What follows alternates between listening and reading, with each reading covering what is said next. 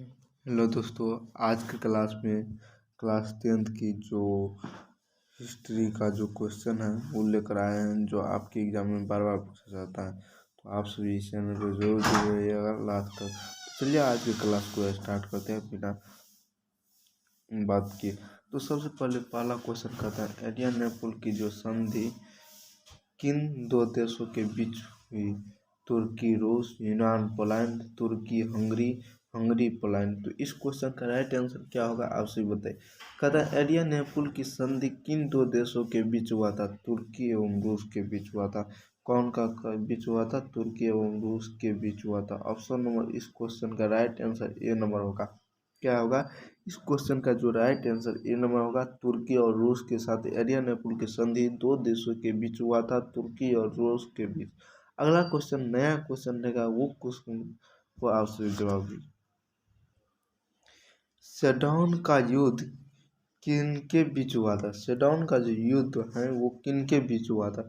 सेडौन का युद्ध किनके बीच हुआ था? पर्सा और ब्रिटेन के साथ, ब्रिटेन और फ्रांस के साथ, फ्रांस और पर्सा के साथ, पर्सा और रूस के साथ। तो इस क्वेश्चन का जो राइट आंसर है वो क्या होगा आपसे बताएं।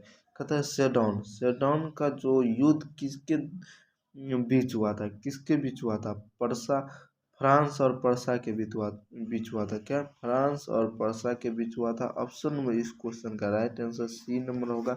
आप सभी इस क्वेश्चन का राइट आंसर याद रखेगा। क्या होगा? फ्रांस और पर्सा। सेडौन के युद्ध में किन दो देशों के बीच हुआ था? पर्सा और फ्रांस के। तो अगला नया क्वेश्चन, बेहतरीन क्वेश्चन आप सभी के सामने में आ रहा है। तो चलिए देखते हैं। आज क्लास में 21 क्वेश्चन करना है। क्या 21 क्वेश्चन करना है? अगला क्वेश्चन कहता है, पोलैंड के विद्रोह को किसने कुचल दिया? रूस, ब्रिटेन, ऑस्ट्रिया, फ्रांस। तो इस क्वेश्चन का राइट आंसर क्या होगा? पोलैंड के विद्रोह में किसको कुचल दिया था? फ्रांस। पोलैंड के विद्रोह में किसने कुचल दिया था? कहता है किसने कुचल दिया था? तो रूस ने कुचल दिया था। ऑप्शन नंबर इस क्वेश्चन का राइट आंसर ए नंबर होगा। अगला नया बेहतरीन क्वेश्चन आप सभी के सामने आ रहा है। अगला क्वेश्चन कहता है, सन 1870 ईस्वी में फ्रांस और पर्सा के बीच कहाँ हुआ था? सेडौन में, सेडावा में, साइडान में, फ्रैंकफर्ट में। तो आज ही क्लास में पीछे ही आप सभी को बताए हुए थे फ्रांस और पर्सा। फ्रांस और पर्सा कब हुआ था? फ्रांस और पर्सा के बीच युद्ध कब हुआ था? 1870 ईस्वी में। क्या इस क्वेश्चन से देखिए 3 क्वेश्चन निकलने वाला है। फ्रांस और पर्सा के बीच युद्ध कहाँ हुआ था? कहाँ हुआ था और युद्ध कब हुआ था? तो 1870 में। 1870 में युद्ध हुआ था। और युद्ध कहाँ हुआ था? कहाँ हुआ था? तो सेडौन में हुआ था। क्या सेडौन में हुआ था? तभी क्वेश्चन किए थे। फ्रांस और पर्सा के जो युद्ध हुआ था वह सेडौन में हुआ था। अभी पूछा 1870 ईस्वी में फ्रांस और पर्सा के बीच युद्ध जो हुआ था वो कहाँ हुआ था? सेडौन में हुआ था। तभी पूछा था सेडौन में युद्ध किसके बीच हुआ था? तो फ्रांस और पर्सा के बीच हुआ था। ऐसे करके क्वेश्चन को याद रखना है, जिससे कोई भी क्वेश्चन आप सभी से छूटना नहीं चाहिए। अगर आपके बोर्ड एग्जाम में ऐसे क्वेश्चन आते हैं तो ये सब क्वेश्चन छूटना नहीं चाहिए, क्योंकि ये सब क्वेश्चन बहुत आसान है, जिससे आप सभी को याद भी करने में तकलीफ नहीं होगा, जैसे बताते हैं। तो चलिए अगला नया बेहतरीन क्वेश्चन आप सभी के सामने आ रहा है। अगला क्वेश्चन कहता है, यूरोप वासियों के लिए किस देश का साहित्य एवं ज्ञान विज्ञान प्रेरणा स्रोत रहा? जर्मनी, यूनान, तुर्की, इंग्लैंड। तो इस क्वेश्चन का राइट आंसर क्या होगा आप सभी बताइए। कहता है यूरोप वासियों के लिए किस देश का साहित्य एवं ज्ञान विज्ञान प्रेरणा स्रोत रहा? यूनान के बीच। क्या यूनान के देश के बीच यूनान। आप सभी इस क्वेश्चन का राइट आंसर बी नंबर याद रखेगा। तो चलिए अगला नया बेहतरीन क्वेश्चन देखते हैं। अगला क्वेश्चन कहता है, युवा युवा इटली संस्था का विकास क्या?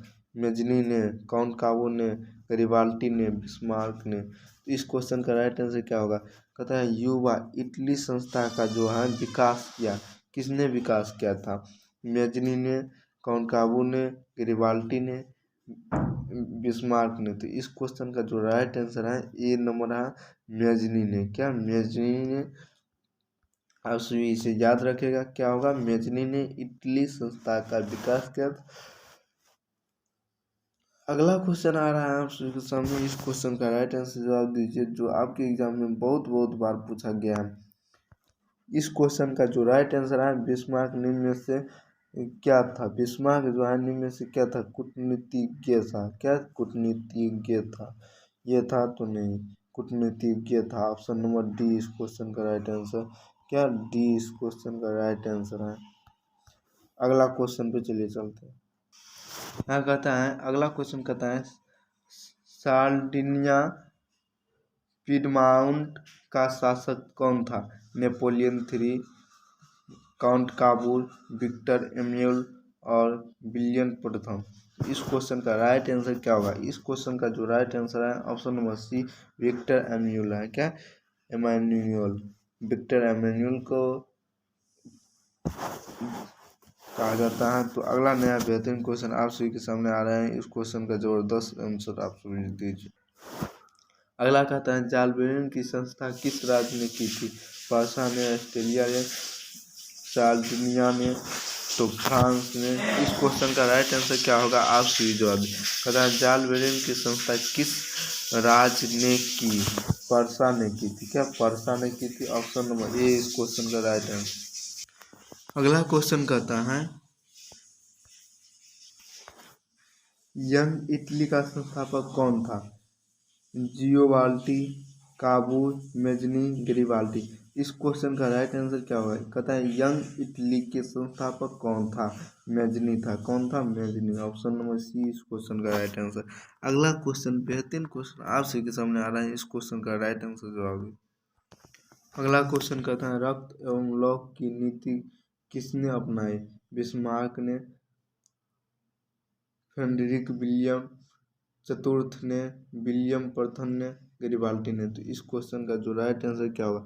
रक्त एवं लौह की जो नीति है किसने अपनाई थी? बिस्मार्क ने। ऑप्शन नंबर इस क्वेश्चन का राइट आंसर ए नंबर होगा। क्या? ए नंबर होगा।